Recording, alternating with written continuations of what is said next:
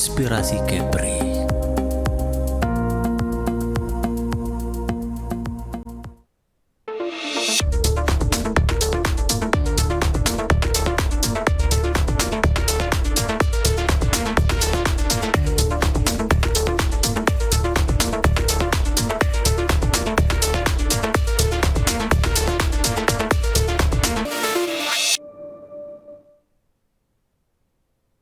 Assalamualaikum warahmatullahi wabarakatuh. Halo pemirsa, selamat pagi. Senang sekali saya Sally Febrilia Mayora kembali dapat berjumpa dengan Anda dalam program spesial Dialog Khusus.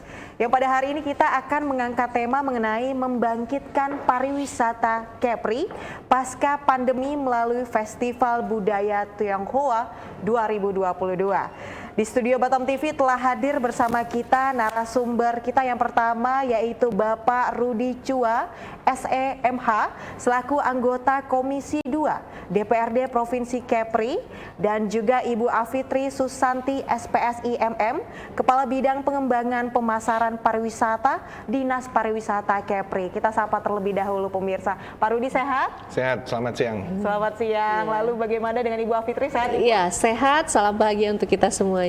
Baik, ini atmosfer semangat kalau kita bicara mengenai pariwisata, ini adalah sesuatu yang mengasyikkan.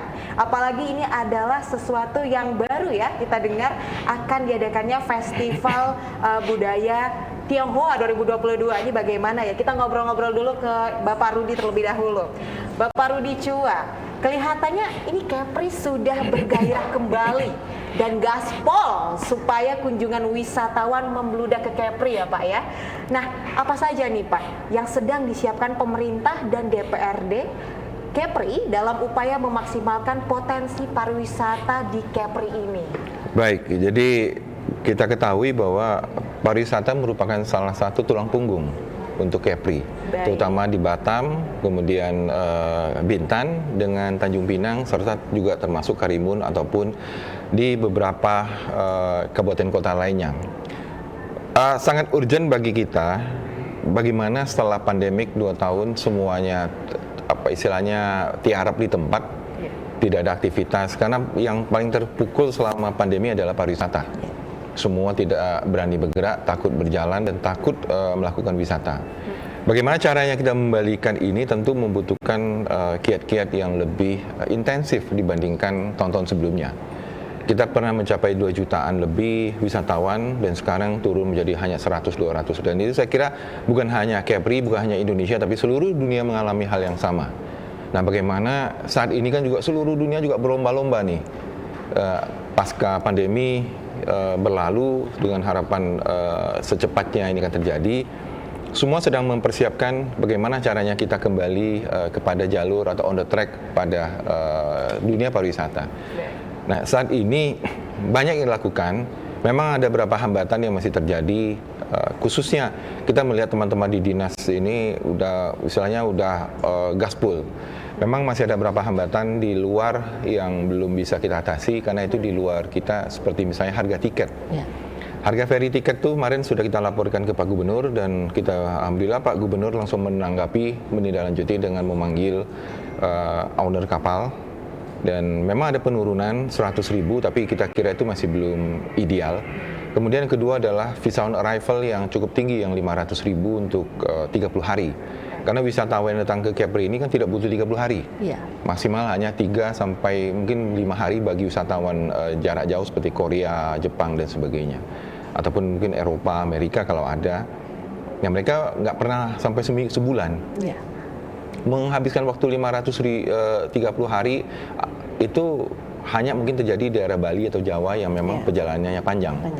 Nah, kalau untuk Kepri idealnya adalah seminggu seperti VOA yang dulu pernah diterapkan dengan biaya 10 US. Nah, ini akan sedang coba dilobi kepada pemerintah pusat agar VOA ini bisa kembali kepada 7 hari. Ada 2 jenis VOA pada beberapa tahun lalu. Jadi yang 7 hari dengan 30. Ya. Nah, ini yang akan kita coba kembalikan lagi. Sementara harga tiket ini akan coba juga dilakukan upaya agar harga tiket minimal bisa mendekati apa yang terjadi sebelum pandemi. Kita memaklumi untuk perusahaan pelayaran itu mereka memiliki BBM yang cukup tinggi ya, cost akibat perang Ukraina, tetapi patut juga disamakan dengan kondisi sekitar 10 tahun lalu pada saat BBM tinggi, mendekati harga sekarang ini, harga tiket juga tidak terlalu jauh bergeser. Nah ini yang mungkin perlu 2 poin luar yang perlu didudukan. Sementara untuk di dalam, teman-teman Dinas Pariwisata sudah menyiapkan beberapa kiat dan juga beberapa agenda yang nanti akan dijelaskan oleh Bu Fitri yang cukup intens. Tapi ini semua tentu harus didukung oleh semua pihak, termasuk juga oleh pelayaran dengan masalah harga tiket tadi dan juga masyarakat. Nah ini yang istilah kita ini, kita keroyok bersama-sama untuk memajukan Kepri dan terutama pariwisatanya. Begitu. Baik, menarik sekali. Kita harus keroyokan nih sama-sama nih. Tapi kalau ngomongin pariwisata, ini ada masternya di samping kita ya, Ibu Alfitri. Nah, Ibu Alfitri terlebih dahulu saya ingin ucapkan selamat karena Kepri ini sudah terbuka terhadap Wisman. Nah, kalau kita lihat saat ini Wisman dan wisatawan lokal ini sudah banyak yang berkunjung ke Kepri, ke Batam, ke Bintan, Tanjung Pinang dan Karimun. Nah, apa yang dapat Ibu sampaikan terkait akan keadaan pariwisata Kepri saat ini, Bu? Iya, saat ini ya berkat usaha semua pihak ya, terutama yang terhormat teman-teman dari DPRD, terutama Komisi 2 yang membersamai kami terus berjuang untuk bagaimana agar aturan-aturan atau kebijakan-kebijakan pemerintah, regulasi-regulasinya itu tidak terlalu menyulitkan. Gitu, kita kemarin ada travel bubble ya Pak ya, kemudian beralih kepada VTL, kemudian sekarang sudah lebih longgar. Nah, sekarang permasalahan kita seperti yang Pak Rudi sampaikan tadi adalah VOE dan tiket yang mahal. Nah, tetapi walaupun tiketnya mahal dan aturan-aturan yang banyak itu, minatnya tidaklah berkurang, tetapi memang mereka mengeluhkan itu.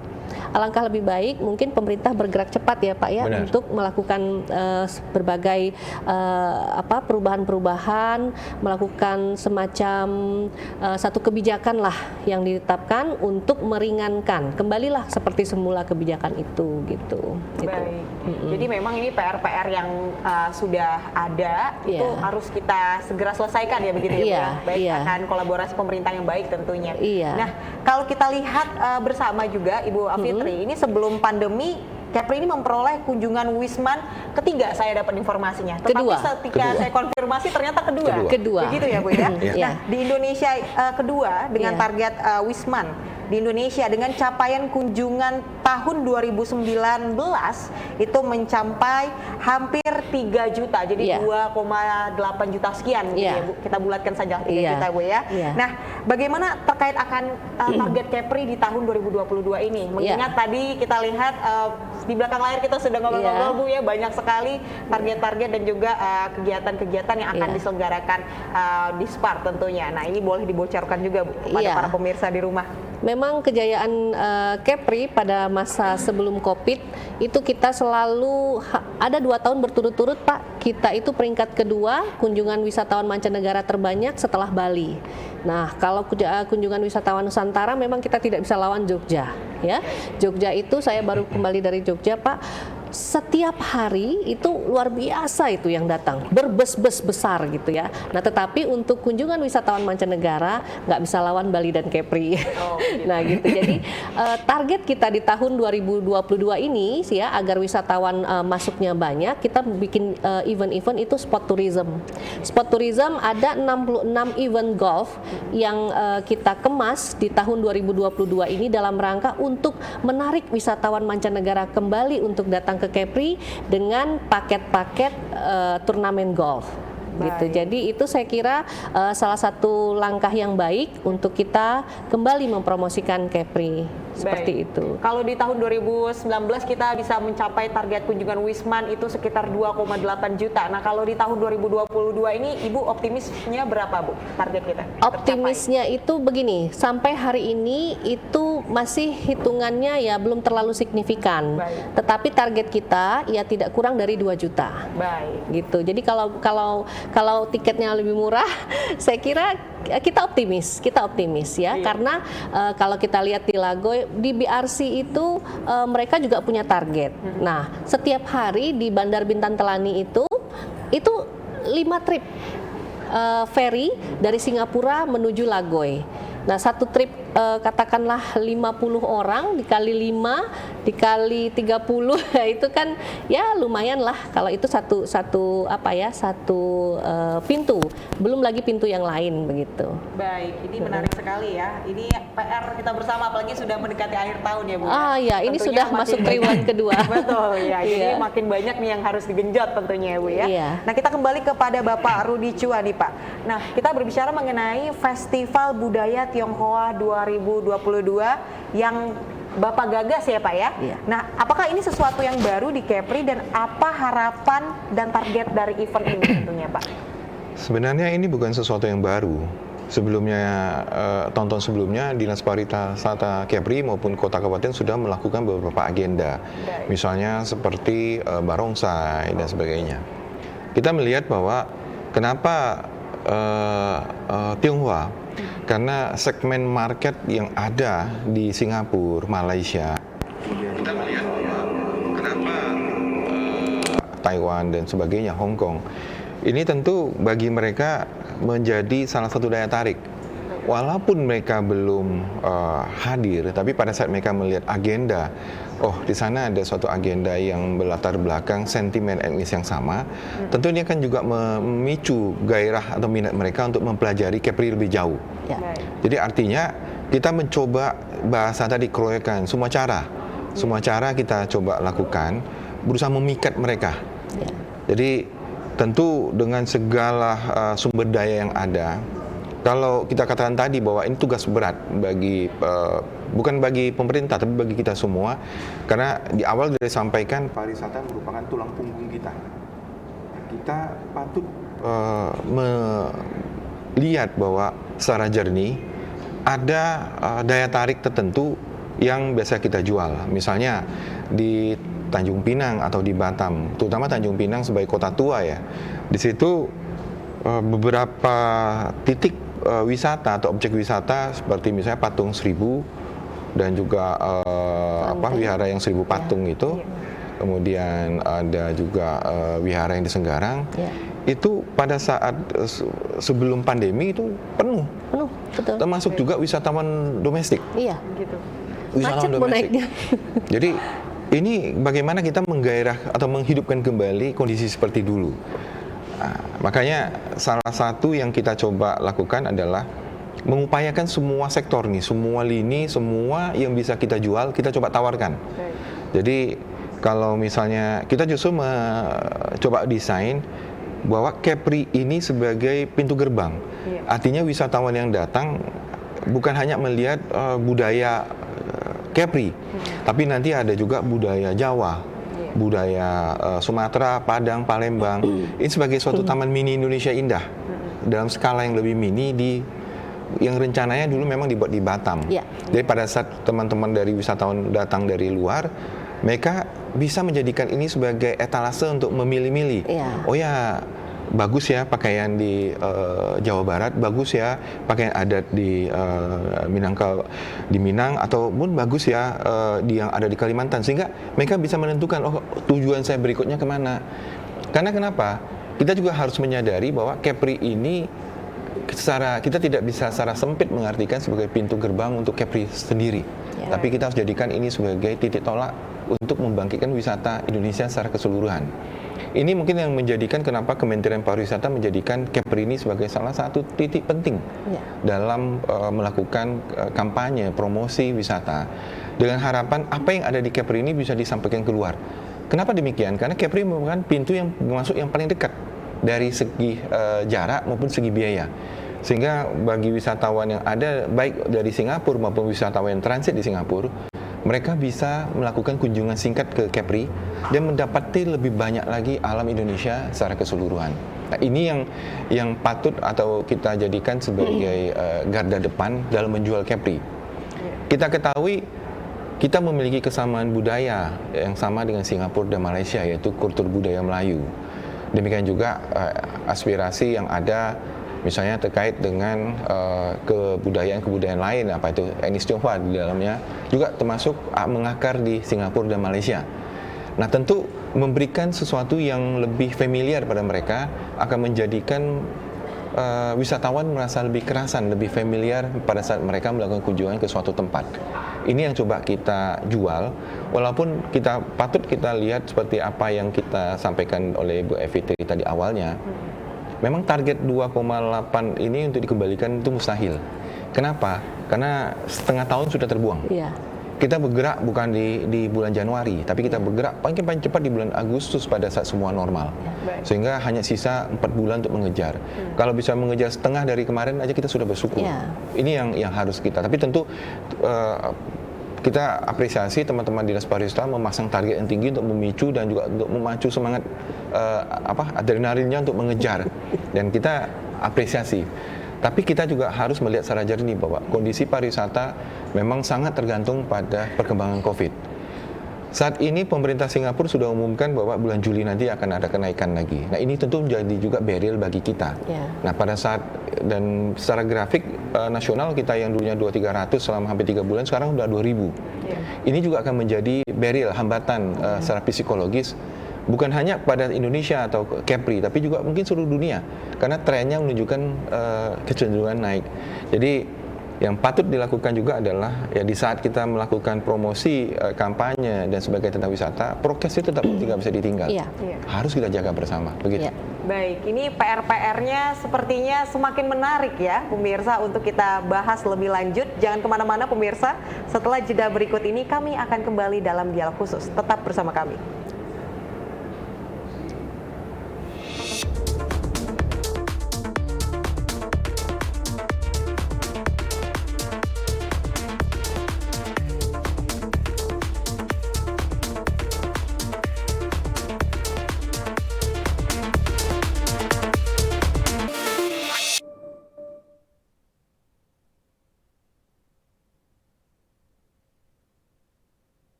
Batam TV, inspirasi Kepri.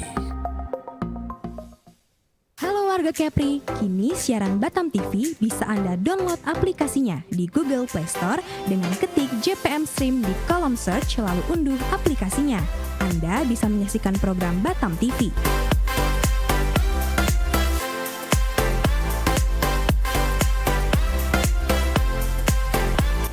Jadi tunggu apa lagi? Semua informasi Kepri, kapan saja, di mana saja, ada di genggaman tangan Anda.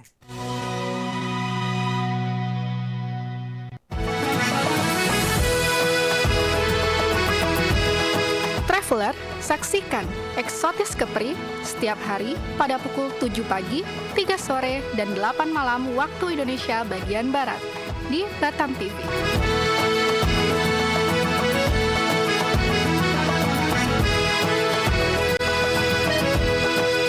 Nikmati keindahan destinasi wisata di Provinsi Kepri. Wisata ke Kepri aja, aman.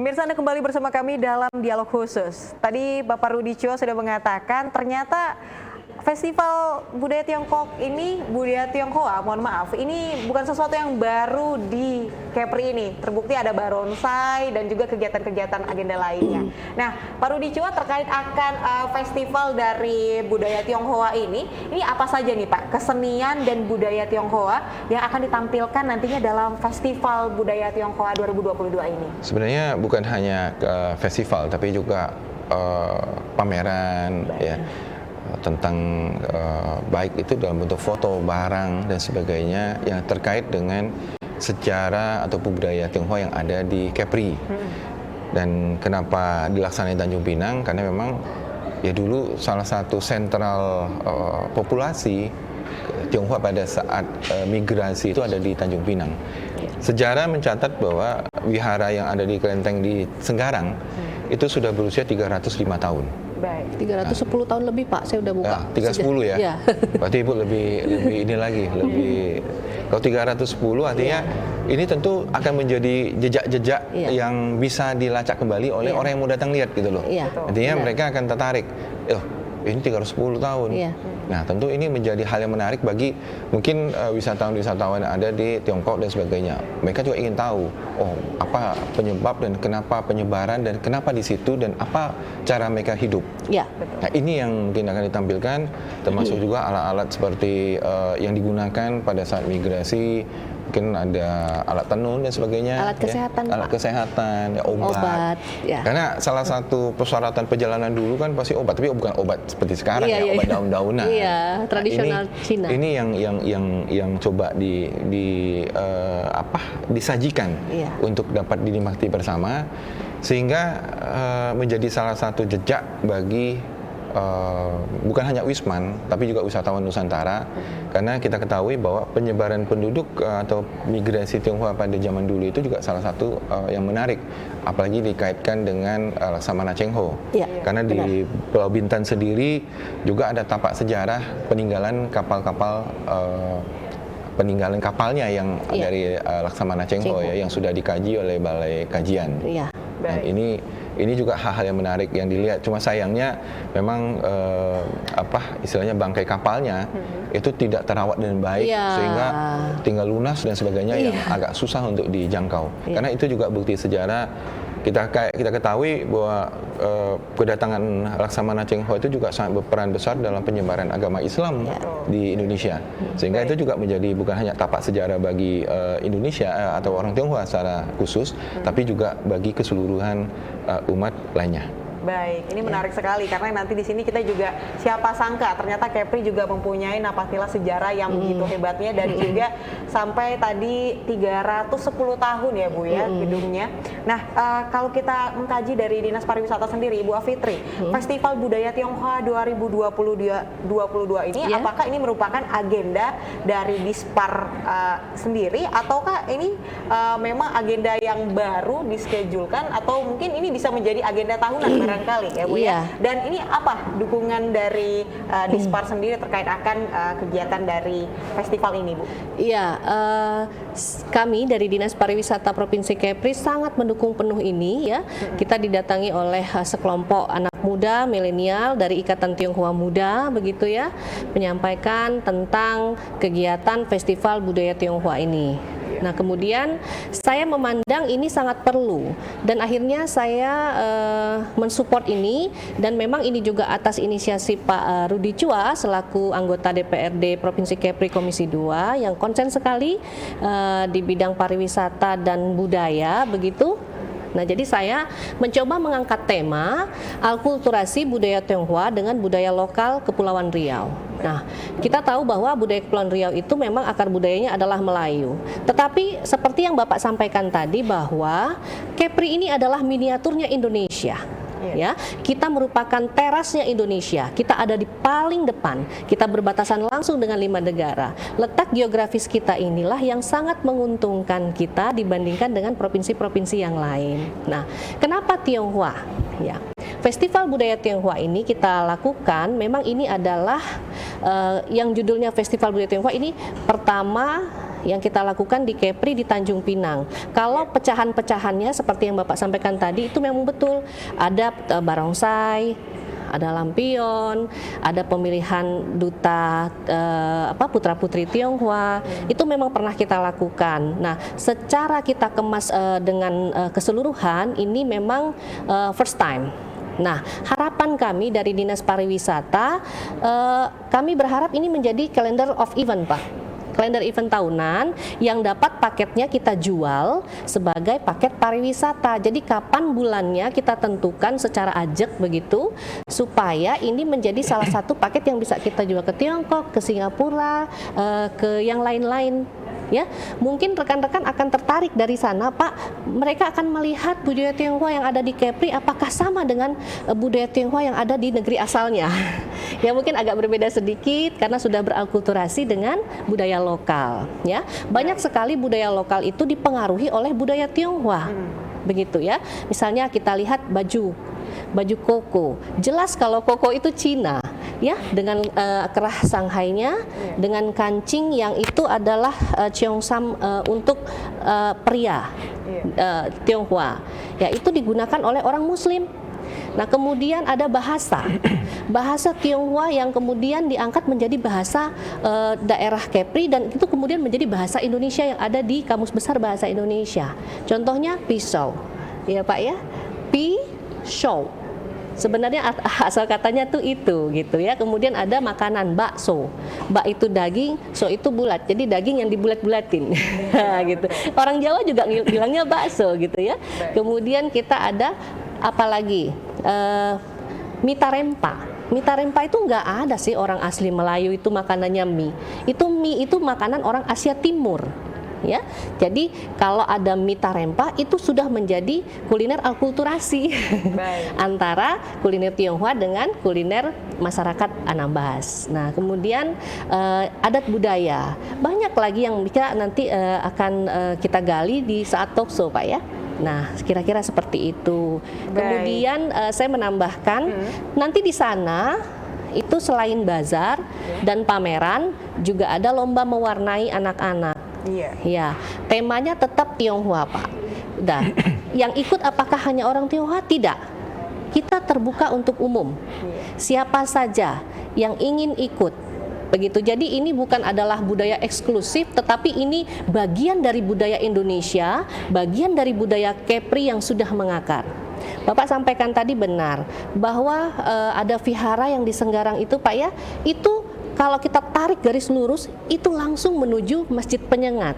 Jadi betapa hebatnya pemandangan itu kalau kita mau mengaitkan dengan sejarah. Nah, kira-kira seperti itu. Ini menarik sekali untuk digali dan ini menjadi PR juga ketika acara ini sukses, tentunya nanti menjadi agenda tahunan juga dari Dispar, begitu ya, diharapkan seperti itu, Bu.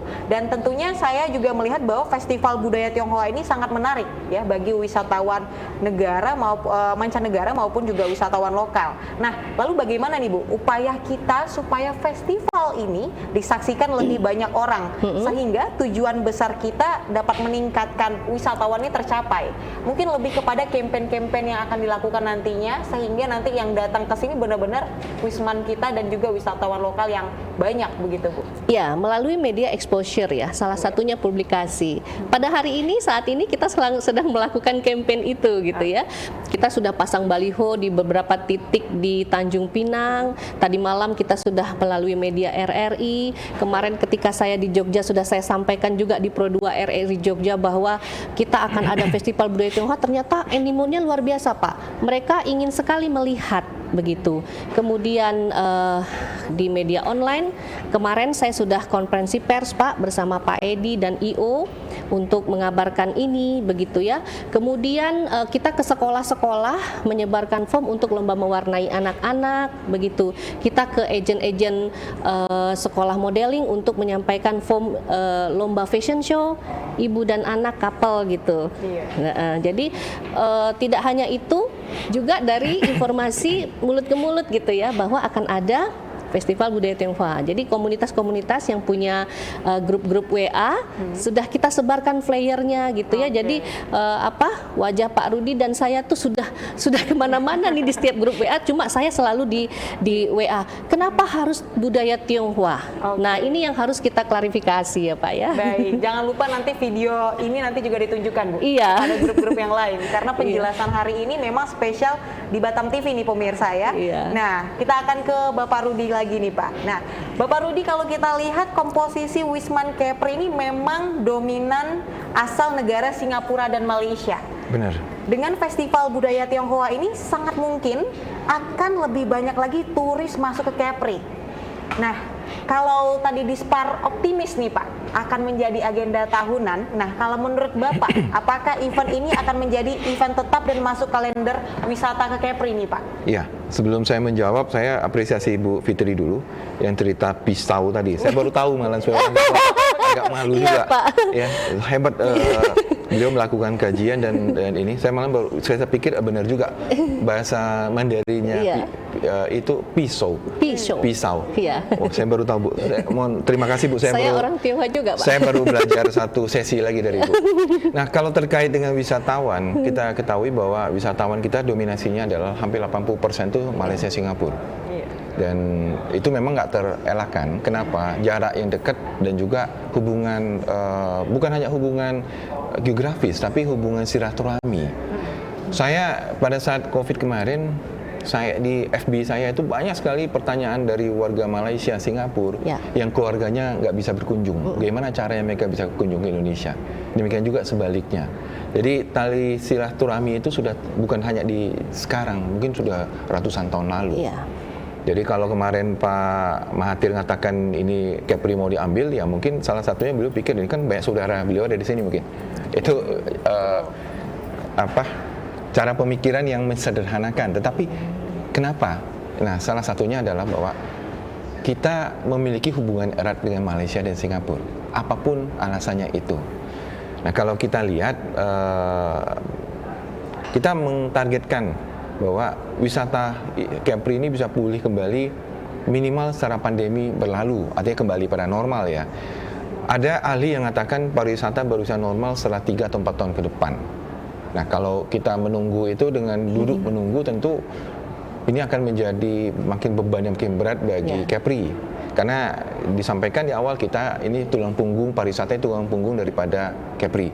Kabupaten kota mengharapkan misalnya seperti PAD dari pajak hotel restoran. Walaupun pajak hotel restoran misalnya di Bintan tuh 670 M, tapi yang timbul tuh kan lebih, multiple efek yang timbul. Dari misalnya dari suku taksi, rumah makan, rumah souvenir, tempat souvenir. Kemudian belum lagi tempat-tempat belanjaan yang lain. Dan itu multiple efek ini hilang. Nah, akibatnya tentu ini membuat perekonomian Kepri semakin lesu. Nah, gimana cara kita mengembalikan? Kalau salah satu Dinas Pariwisata menjadikan sebagai agenda tahunan, tentu akan kita support. Nah, kita juga berharap apa yang Bu Fitri sampaikan tadi, kalau dimungkinkan kita akan kaji juga. Sebenarnya bukan dikaji ya, tapi saya kira ada teman-teman pariwisata dan melaksanakan gimana caranya memanfaatkan semua komponen yang ada. Ya, festival-festival yang ada, bukan hanya di etnis Tionghoa, tapi semua etnis, sehingga ini menjadi Taman Mini Indonesia Indah versi Kepri. Nah, ini yang perlu dilakukan. Dan di awal disampaikan bahwa Taman Mini Indonesia Indah versi Kepri ini akan menjadi etalase bagi wisatawan yang datang ke Kepri untuk menjadi batu loncatan berikutnya ke wilayah lain di Indonesia yang ada, apakah itu Jawa, Sumatera, Kalimantan, apakah Indonesia Timur. Nah, ini butuh proses waktu dan juga butuh anggaran. Kita melihat apresiasi kepada teman-teman Dinas Pariwisata karena kita ketahui di tengah hampir 2 tahun COVID ini kita terbatas anggarannya dan mereka bekerja dengan istilahnya gaspol tetapi bensin setengah.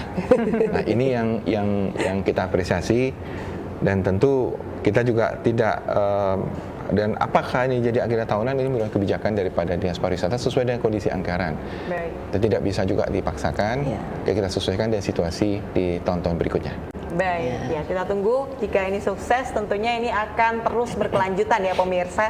Oke pemirsa, kita akan jeda setelah berikut ini dulu karena setelah ini kita akan lebih dalam lagi membahas mengenai pariwisata di Kepri. Tentunya semakin menarik. Nah, jangan kemana-mana, tetap bersama kami dalam Dialog Khusus.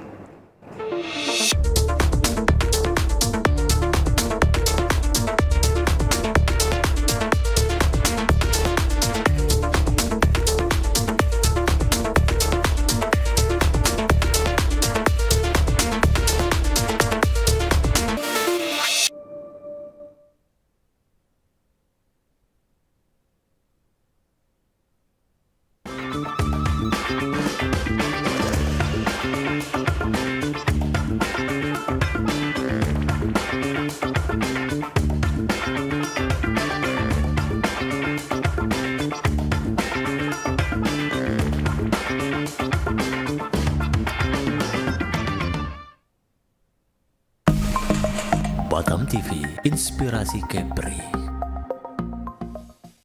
Halo warga Kepri, kini siaran Batam TV bisa Anda download aplikasinya di Google Play Store dengan ketik JPM Stream di kolom search lalu unduh aplikasinya. Anda bisa menyaksikan program Batam TV.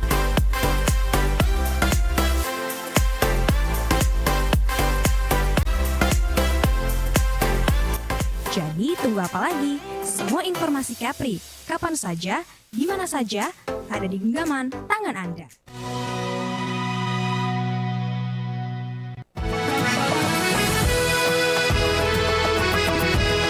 Traveler, saksikan Eksotis Kepri setiap hari pada pukul 7 pagi, 3 sore, dan 8 malam waktu Indonesia bagian Barat di Batam TV.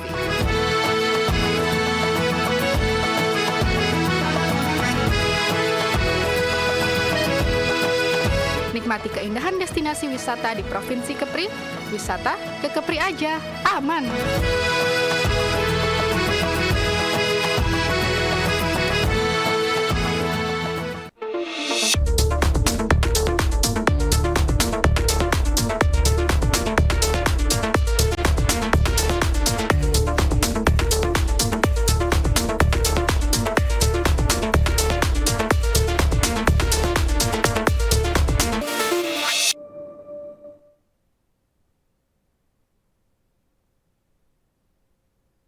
Ya pemirsa, Anda kembali bersama kami dalam dialog khusus pemirsa. Wah, ini agenda tahunan dari Dispar ini ternyata nih banyak.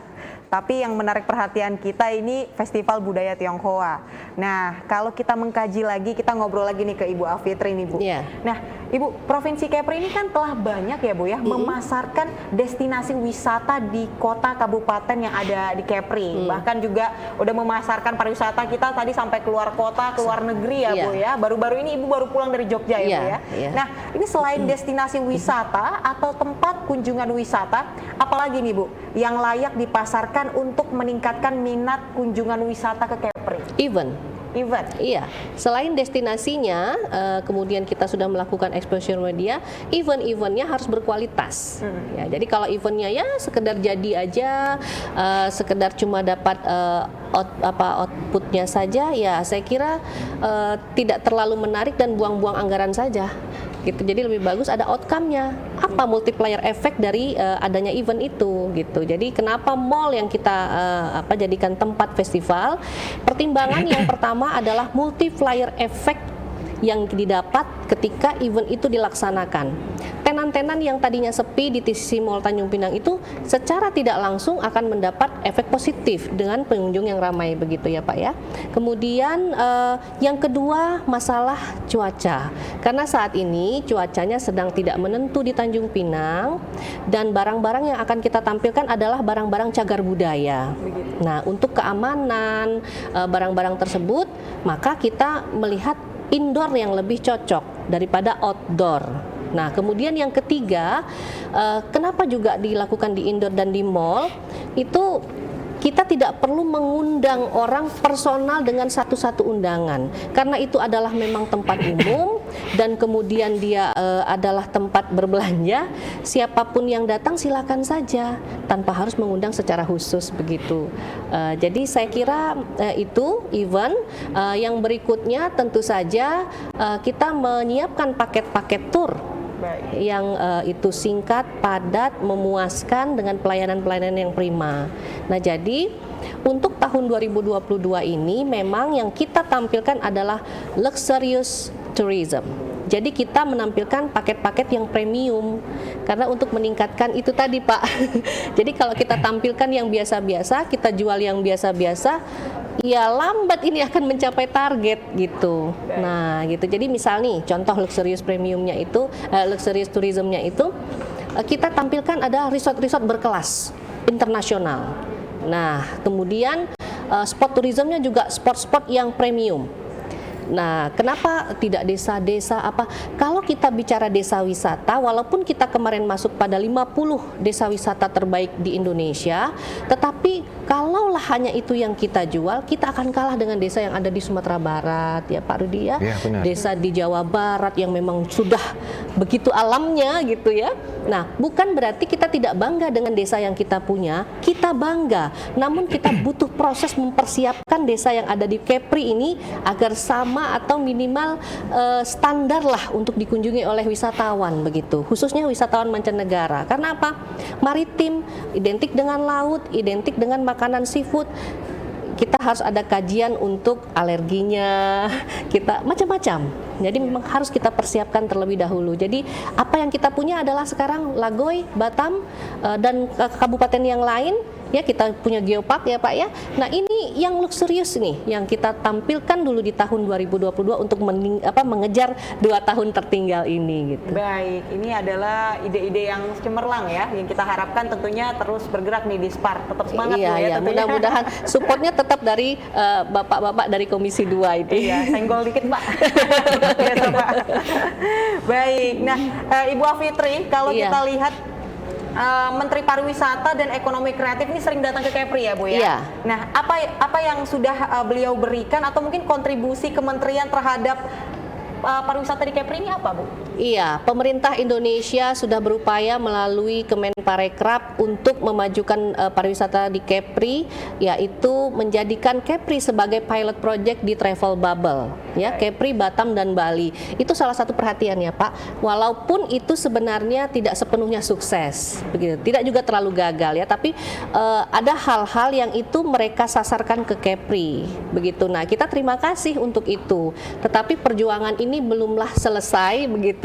Kita harus terus berjuang bersama Kementerian Pariwisata dan Ekonomi Kreatif. Melalui Bapak Sandiaga Uno selalu kita sampaikan, ayo Bapak jangan hanya datang ke Kepri saja, tetapi ada formulasi lain lagi untuk Kepri agar pariwisata Kepri semakin keren. Nah, seperti itu. Jadi kemarin beliau datang untuk desa wisata ya, itu juga sudah cukup baik. Nanti ke depan juga kita akan bangun F1 ya Pak ya, Formula F1 itu ya, lapangannya nanti ada di Lagoy. Itu juga salah satu terobosan gitu loh. Bagaimana wisatawan mancanegara akan datang lewat Bintan, dari Singapura lewat Bintan atau dari mana-mana saja gitu. Itu udah saya bayangkan, wah ini hotel pasti penuh. Mungkin bahkan bisa nginepnya di Tanjung Pinang loh Pak. Bisa jadi kan Pak? Bisa jadi. Gitu. Jadi saya sudah hayal-hayal, saya hitung resort sekarang ada 17 di Lagoy gitu ya. Apa satu resort itu berapa ribu kamar, ada berapa ratus kamar dengan harga sekian. Mungkin saja ini bisa beralih ke Tanjung Pinang Pak, bergeser gitu. Baik. Nah, ini menarik nih Pak. Kalau hitung-hitungan, kita belajar hitung-hitungan dulu nih Pak. Karena tadi sudah lihat bagaimana Menparekraf juga mendukung tentunya upaya pariwisata di Kepri ya Bu ya. Baru-baru desa pariwisata ya Bu ya. Iya. Nah, kalau Pak Rudi Chua tentunya punya hitung-hitungan kasar nih tentang pengaruh jumlah kunjungan wisata baik wisman maupun wisatawan lokal terhadap penghasilan daerah atau PAD nih Pak, daerah kabupaten kota se-Kepri. Nah, bagaimana asumsi atau gambarannya secara umum nih Pak? Ketika pariwisata meningkat, bagaimana dengan PAD-nya dan lain sebagainya begitu Pak? Sebenarnya kita nggak usah pakai hitung yang jelimet ya. Iya. 2,8 juta orang itu, kita hitungannya minimal dia mau spend $100 aja. Itu untuk setahun itu Dikali aja. kalikan aja itu sudah 280 sekitar 280 juta. Dan itu angka yang sangat signifikan karena multiple efek. Iya. Kita perlu ingat bahwa belanjaan yang wisatawan itu tidak hanya di satu sisi atau satu sektor. Tadi yang menarik adalah yang disampaikan oleh Bu Fitri bahwa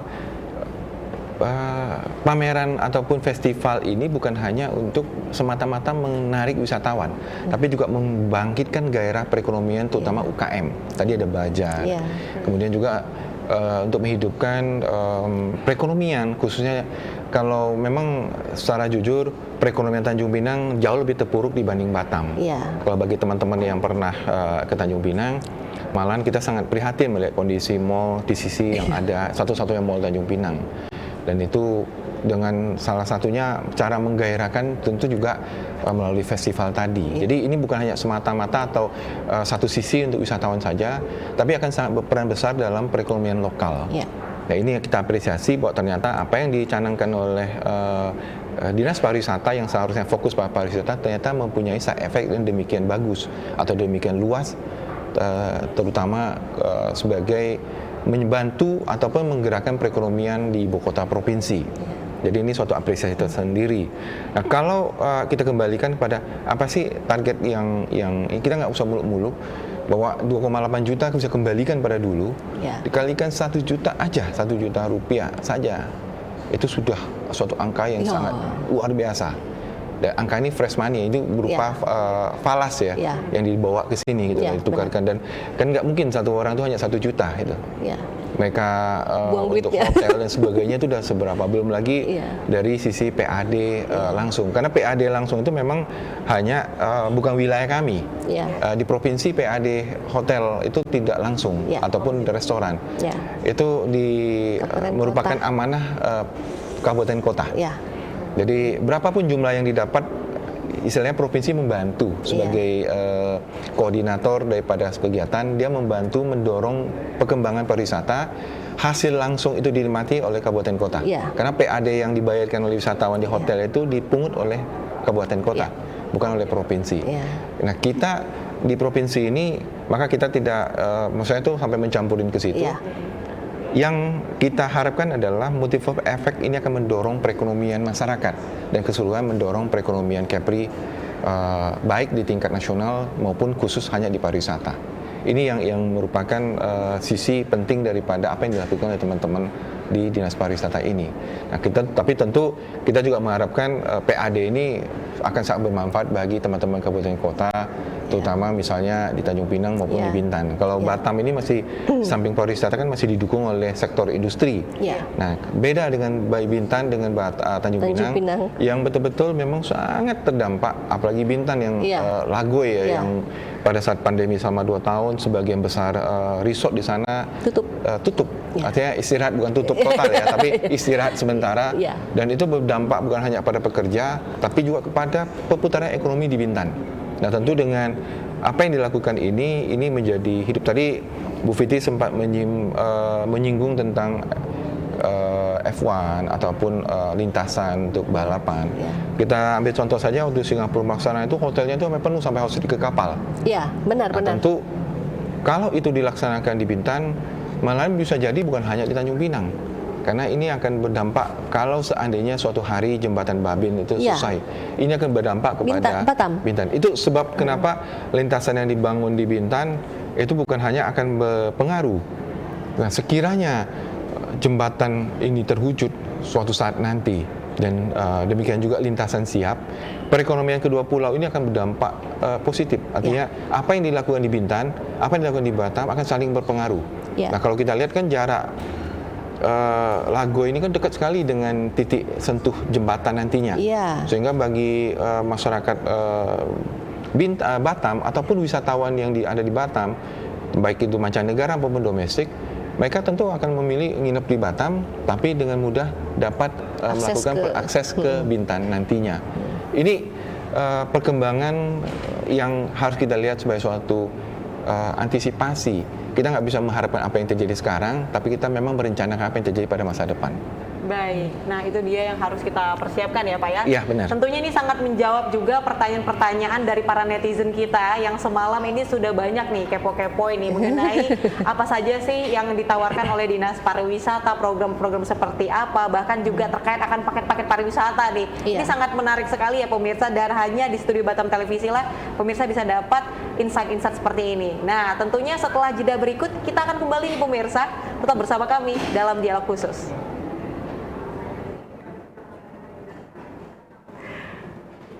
Karena memang dari para netizen itu udah nanya.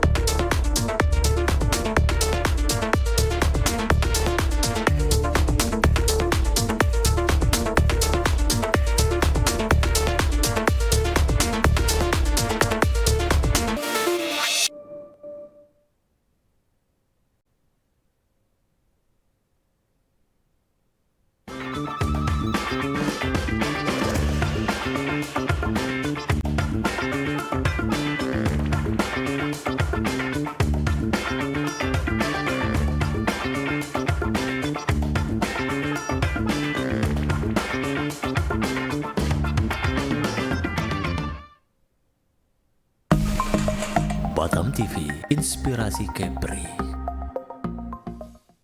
Halo Keluarga Kepri, kini siaran Batam TV bisa Anda download aplikasinya di Google Play Store dengan ketik JPM Stream di kolom search lalu unduh aplikasinya. Anda bisa menyaksikan program Batam TV.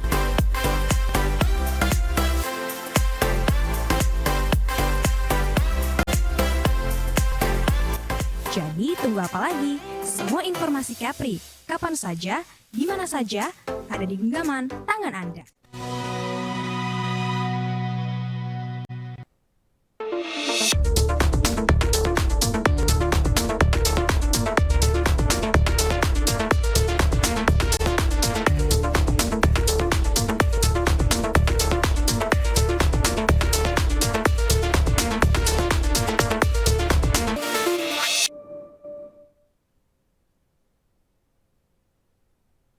Nah pemirsa, tidak terasa ternyata kita sudah berbincang bersama para narasumber kita sejam lamanya. Namun terakhir kita ingin bisa mendengarkan apa yang ingin disampaikan oleh pada narasumber kita. Di akhir segmen ini kita mulai terlebih dahulu dari Bapak Rudi Chua. Adakah yang ingin disampaikan kepada masyarakat di Kota Batam, Tanjung Pinang dan daerah Kabupaten Kepri ini terkait akan pariwisata di Kepri dan juga Festival Budaya Tionghoa 2022. Barangkali ini juga bisa turut untuk bisa meramaikan dan mengkampanyekan tentunya kegiatan seperti ini. Silakan Bapak, boleh di sini. Terima kasih. Jadi kita ketahui bahwa pariwisata merupakan salah satu yang kita harapkan sebagai tulang punggung ekonomi Kepri. Apakah itu Batam, Bintan, ataupun Tanjung Pinang. Nah tentu dengan kembali normalnya kehidupan kita setelah 2 tahun lebih didera oleh pandemi COVID, kita mengharapkan ini bisa pulih dan pariwisata bisa kembali normal sebagaimana mestinya yang terjadi sebelum ataupun sebelum kondisi kita mengalami pandemi COVID yang cukup menyedihkan, di mana kebebasan dalam melakukan perjalanan itu terikat dan sangat merugikan terutama bagi para pelaku pariwisata. Harapan kita ini semua harus didukung oleh bukan hanya masyarakat di Tanjung Pinang, tapi juga Batam, Bintan, dan seluruh Kepri. Karena kita ketahui bahwa terutama Batam dan Bintan termasuk Tanjung Pinang dalamnya merupakan satu kesatuan yang sangat sulit untuk dipisahkan. Apalagi ke depan kalau apapun event-event dilakukan di Bintan dan Batam, kalau seperti yang disampaikan tadi jembatan Babin bisa terwujud, ini akan menjadi sebagai pembangkit ekonomi bukan hanya untuk titik di mana tempat itu dilaksanakan event tersebut, tapi demikian juga pada pulau tetangga yang ada. Dan sudah disampaikan contohnya tadi salah satu adalah lintasan F1 yang malahan sudah teman-teman dari Jakarta sudah menyampaikan apakah kami bisa mendapatkan akses ke sana nantinya. Saya kira ini sesuatu yang sangat dinanti-nantikan bukan hanya oleh teman-teman di Kepri tapi mungkin juga teman-teman seluruh Indonesia.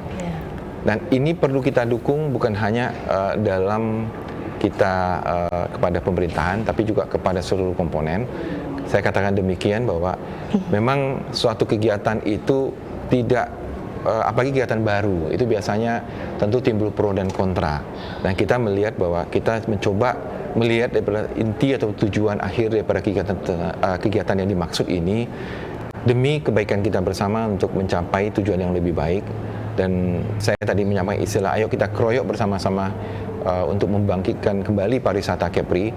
Tentu ini juga seperti ditegaskan atau ditekankan berulang, ini perlu didukung oleh semua komponen masyarakat, karena kalau tidak tentu kasihan teman-teman di Dinas Pariwisata atau pemerintah hanya bekerja sendiri, sementara kita selalu mengharapkan perekonomian bisa pulih kembali, tetapi kita hanya memberikan atau malah tidak melakukan dukungan, tapi malah melakukan hal-hal yang bersifat kontraproduktif terhadap suatu kegiatan. Tentu ini sangat merugikan kita semua, karena harapan kita adalah setelah pandemi ini berlalu, perekonomian bisa kembali pulih, dan salah satunya adalah melalui titik balik daripada bangkitnya pariwisata Kepri. Demikian. Baik, terima kasih Bapak Rudi Chua ya. Ini sangat mencerahkan kita semua ya pada hari ini tentunya terkait dengan pariwisata di Kepri ini tentunya. Selanjutnya kita ingin minta sampaian untuk para pemirsa Batam TV dan juga para penggiat pariwisata terutama Ibu Fitri untuk seluruhnya terkait akan Festival Budaya Tionghoa maupun juga program-program yang akan disampaikan ataupun juga dilaksanakan nantinya oleh Dinas Pariwisata Kepri. Silakan Ibu. Iya, Saya menyambung tadi apa yang disampaikan oleh Pak Rudi, rasanya sudah komplit itu Pak. Ya, cuma saya menghimbau yang pertama kepada seluruh insan pariwisata, pelaku pariwisata, jangan pesimis, kita tetap optimis dan kita bersama-sama bekerja sama dan sama-sama bekerja untuk memajukan pariwisata di Provinsi Kepulauan Riau gitu ya. Jadi formulasi-formulasi apa yang cocok dilakukan untuk di daerah kita akan kita upayakan. Berikut juga dengan kebijakan-kebijakan yang bahkan harus melobi sampai ke pusat. Beliau ini luar biasa begitu ya, bersama Gubernur Provinsi Kepulauan Riau yaitu Bapak Haji Ansar Ahmad beserta perangkatnya gitu ya. Untuk Festival Budaya Tionghoa saya mengundang secara khusus begitu kepada seluruh masyarakat Kepri, Tanjung Pinang, Batam, Bintan khususnya yang dekat-dekat gitu ya. Mari kita hadiri, kita sukseskan Festival Budaya Tionghoa ini, bisa sama-sama kita belajar bagaimana akulturasi budaya yang dapat membesarkan Kepri ini gitu ya. Saya ada pantun ini tadi saya sudah buat gitu ya. Baik. Iya. Pagi hari mencari lokan. Cakep. Lokannya banyak di Hulu Riau. Cakep. Gitu ya. Kemudian mari bersama kita lestarikan ragam budaya di Kepulauan Riau. Iya.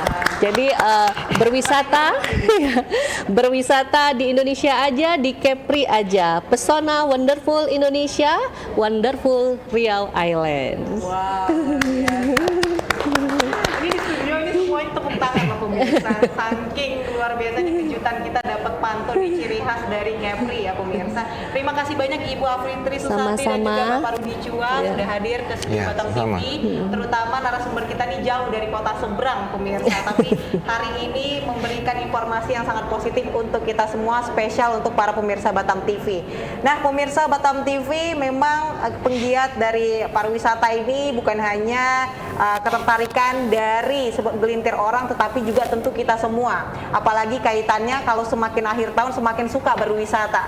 Nah, dengan adanya festival-festival yang tentunya dikolaborasikan dengan pemerintah Kepulauan Riau ini, nantinya kita akan menyaksikan bersama bagaimana festival dari budaya Tionghoa ini akan terselenggara. So teman-teman, ayo segera ramaikan di seluruh platform sosial media Anda dan dukung terus untuk pariwisata Kepri agar terus bisa bergerak dan maju tentunya dan mencapai target yang signifikan sampai akhir tahun ini sehingga perekonomian kita bersama akan bangkit.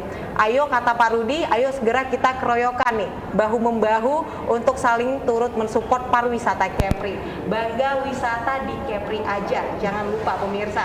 Nah pemirsa, tidak terasa inilah akhir perjumpaan kita dalam dialog khusus pada siang hari ini. Saya Seli Febrilia Mayora dan segenap tim yang bertugas pada hari ini mengucapkan terima kasih dan pamit undur diri dari hadapan Anda. Selamat siang dan sampai jumpa. Wassalamualaikum warahmatullahi wabarakatuh. Terima kasih. Terima kasih Bapak Rudi Chua. Sama-sama. Terima kasih.